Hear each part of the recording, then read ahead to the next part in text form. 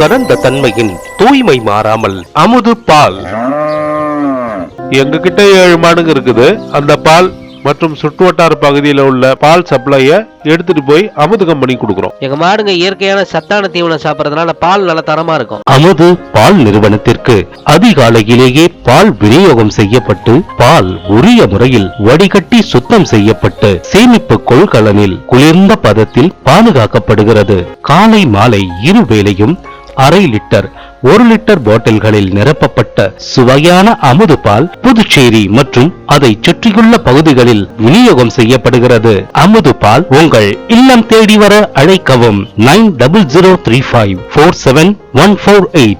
அமுது பால் நிறுவனத்தில் மணமணக்கும் சுத்தமான நெய் தயாரிக்கப்படுகிறது. அமுது நெய் புதுவையில் அனைத்து கடைகளிலும் கிடைக்கும்.